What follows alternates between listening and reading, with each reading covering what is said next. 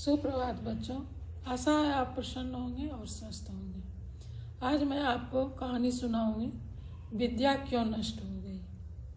उज्जैन नगरी में महासेन नाम का राजा राज करता था। उसके राज्य में वासुदेव शर्मा नाम का एक ब्राह्मण रहता था। उसे एक बेटा था, उसका नाम था गुनाकर। गुनाकर बड़ा जुआरी था, जुआ खेलता था। वह अपने पिता का सारा धन जुए में हार गया। ब्राह्मण ने उसे घर से निकाल दिया। वह दूसरे नगर में पहुंचा। वहां उसे एक योगी मिला। उसे हैरान देखकर उसने पूछा, गुनाकर ने अपनी सारी कहानी बता दी। योगी ने कहा, लो पहले तुम कुछ खा लो।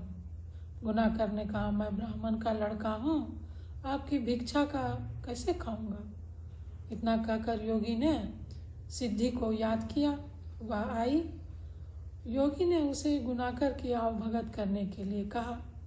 सिद्धि ने एक सोने का महल बनवाया और गुनाकर उसमें रात को अच्छी तरह रहा। सवेरे उठते ही देखा महल आदि कुछ भी नहीं है।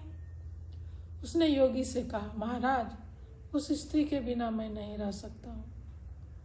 योगी ने कहा, वह तुम्हें एक विद्या प्राप्त करने से ही मिलेगी, लेकिन जब तुम्हें वह लड़की मेरी सिद्धि से प्राप्त हो सकती है तो तुम विद्या प्राप्त करके क्या करोगे। गुनाकर ने कहा, नहीं, मैं स्वयं विद्या प्राप्त कर उस स्त्री को प्राप्त करूंगा।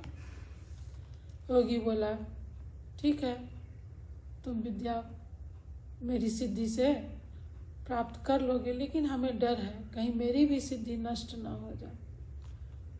पर गुनाकर नहीं माना।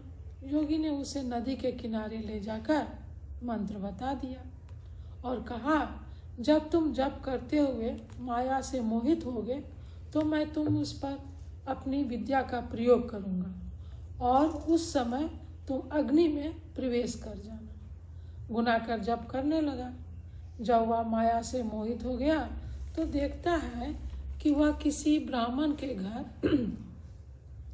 बेटे के रूप में जन्म लिया है। उसका ब्याह हो गया है, उसके बाल बच्चे भी हैं। वह अपने जन्म की बात भूल गया।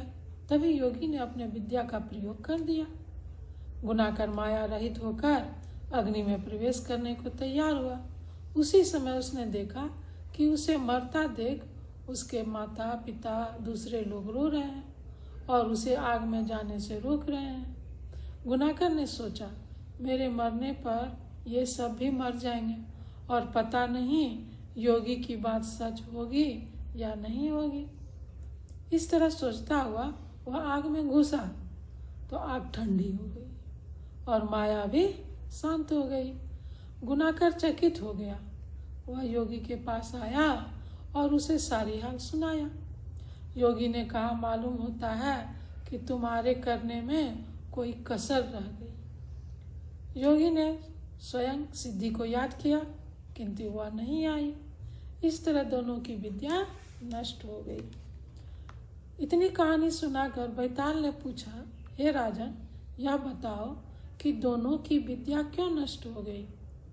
राजा ने कहा, निर्मल मन और शुद्ध संकल्प करने से ही सिद्धि प्राप्त होती है।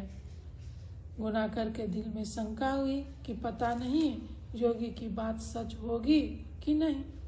योगी की विद्या इसलिए नष्ट हो गई कि उसने अपात्र को विद्या दिया। राजा का उत्तर सुनकर बैताल फिर पेड़ पर जा लटका। राजा वहां गया और उसे लेकर चला तो फिर बैताल ने नई कहानी सुनाई। आज इतना ही। धन्यवाद बच्चों। फिर मिलते हैं नई कहानी के साथ। जय हिंद, जय भारत।